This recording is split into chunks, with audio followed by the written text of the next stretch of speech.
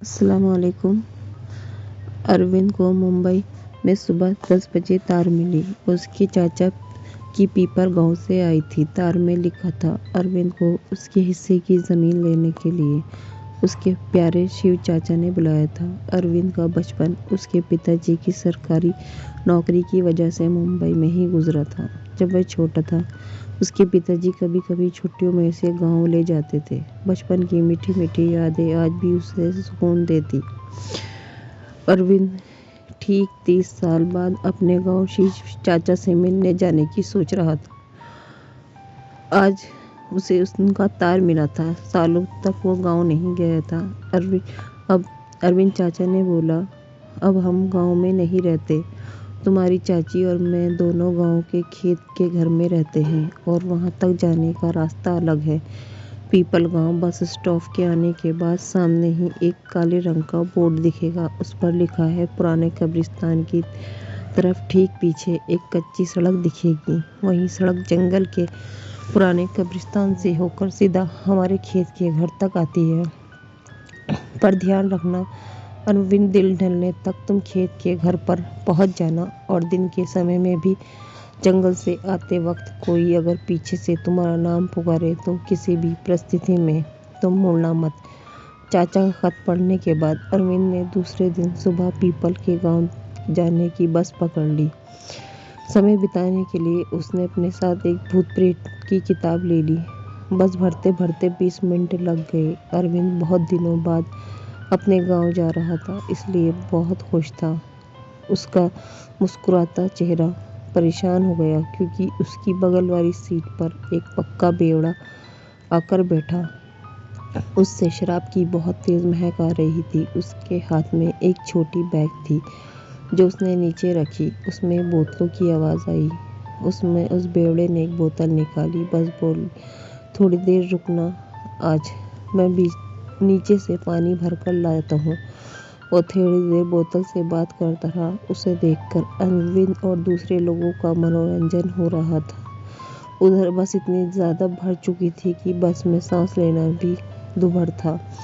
बगल वाली शराब भी अपनी बोतल से बातें करके थकने के बाद सो गया। फिर अरविंद ने साथ में लाई हुई किताब पढ़नी शुरू की कि पूरी दोपहर उसे पढ़ता रहा। किताब पढ़ते पढ़ते अचानक से ड्राइवर ने बस को ब्रेक लगाया और उसे धक्के से अरविंद आगे की सीट पर जाकर सिर लग गया। उसे देखकर कॉलेज की कन्याओं की हंसी छूट गई। अरविंद अपनी नाक को सहलाते हुए खड़ा हुआ। तभी बस कंडक्टर ने घोषणा की, बस में कुछ खराबी हो गई है जिसको ठीक करने के लिए 1 घंटे से ज़्यादा समय लग सकता है। कंडक्टर की आवाज़ से बहुत से लोग बस से उतर गए। अरविंद भी बगल में बैठे बेवड़े के खर्राटों से परेशान था। उसने सोचा थोड़ी देर नीचे उतरकर उसकी बदबू से दूर हुआ जाए। वो उठकर बाहर निकलने लगा। तभी उसका पैर बेवड़े की बैग से टकराया। उसमें से कांच के टूटने की आवाज़ आई। अरविंद फटाफट बस से बाहर निकल गया क्योंकि कुछ देर पहले वो आदमी शराब की बोतल को अपनी दूसरी बीवी कह रहा था। अरविंद ने उसकी बीवी को जख्मी कर दिया था। वैसे भी बेवड़ों से पंगा कौन ले। उसने देखा कोई कंडक्टर से बात कर रहा था तो कोई खाना खा रहा था। कुछ देर उधर उधर देखता रहा। उसने जो सोचा, चलो मैं भी पास में घूम आता हूँ। जब एक घनी झोपड़ियों के पास पहुंचा तभी अचानक एक आवाज़ ने उसका ध्यान आकर्षित किया। उसने थोड़ा आगे चलकर घनी झाड़ियों में झांका। देखा एक बुढ़िया झाड़ू लगा रही थी। उसकी बगल में बेर की टोकरी रखी थी। उसका मन बेर खाने का हुआ। उसने झाड़ू के पास आकर उससे पूछा, माता जी आप ये बेर बेचोगी क्या? उस बुढ़िया ने कोई जवाब नहीं दिया। वो सिर्फ झाड़ू लगा रही थी।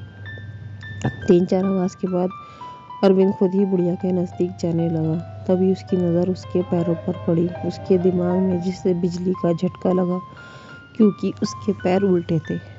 अरविंद डर की वजह से चुड़ैल चुड़ैल चिल्लाते हुए बस की तरफ भागने लगा, पर बस तक पहुंच नहीं पा रहा था। वह जोर से चिल्लाने लगा। उसी वक्त उसके गाल पर थप्पड़ पड़ा और उसकी नींद टूट गई क्योंकि वो एक सपना देख रहा था। अरविंद अपनी सीट पर ही। कंडक्टर ने गुस्से में पूछा, क्या हुआ भाई, कौन चुड़ैल है, कहाँ चुड़ैल है? अरविंद बौखलाया हुआ चेहरा देखकर चुप रह गया। सब उस पर हंस रहे थे।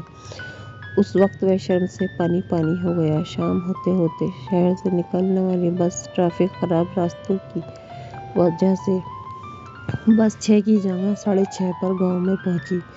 जिसका डर था वही हुआ। दिन ढल चुका था, इसलिए उस पर कब्रिस्तान का वो रास्ता अंधेरे में पार करने की नौबत आ चुकी थी।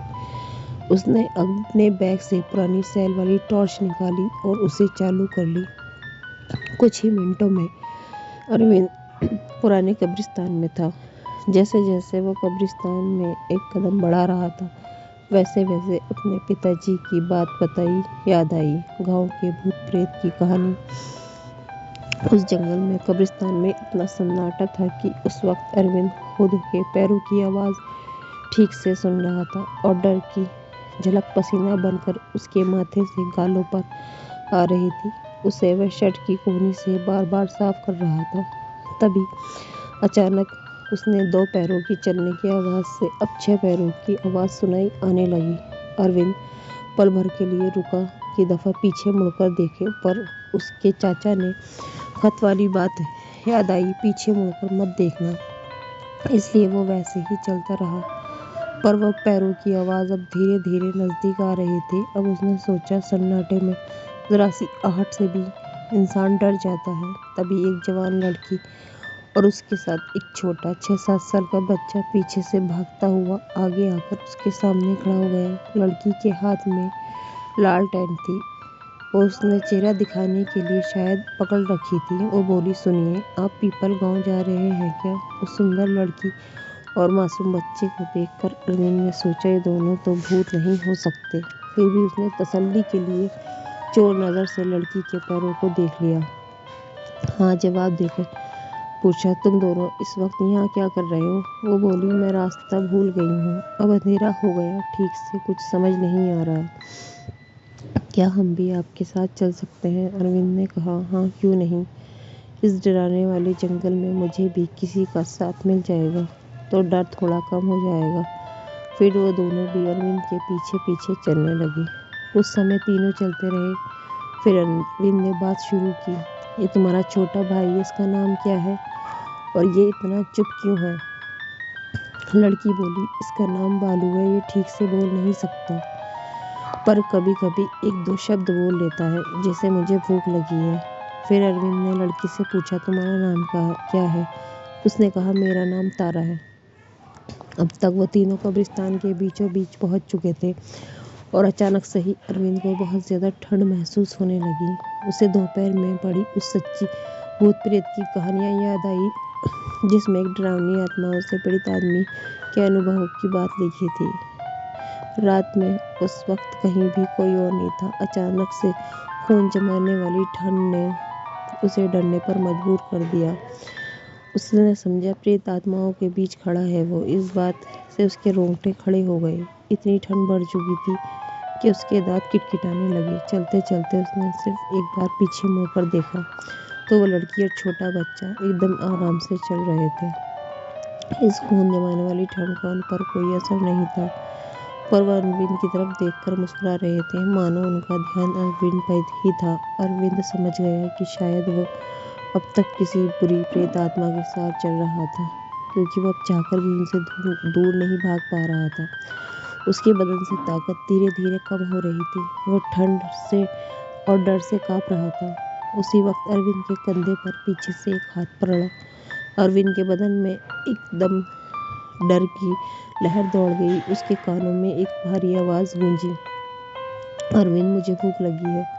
उसको याद आया कि अब तक उसने अपना नाम नहीं बताया था, पर इस वक्त ना चाहते हुए भी अरविंद ने पीछे मुड़कर देखा और सामने का दिल दहलाने वाला नज़ारा देखकर उसकी रूह कांप गई, क्योंकि वो बच्चा एक खबीस और लड़की चुड़ैल बन चुके थे।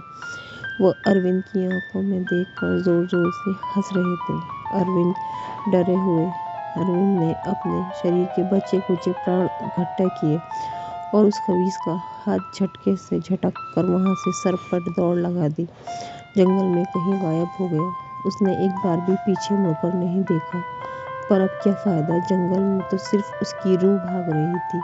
क्योंकि डर की वजह से अरविंद की जान कब की जा चुकी थी और उसका शरीर कब्रिस्तान के बीचों बीच पड़ा था और वो खबीज चुड़ैल और उसके भाई शैतान दोनों अपनी भूख मिटा रहे थे। फ्रेंड्स, आपको मेरी कहानी कैसी लगी प्लीज़ प्लीज़ कमेंट में बताइए और मेरे चैनल को सब्सक्राइब कीजिए। शुक्रिया, अल्लाह हाफ़िज़।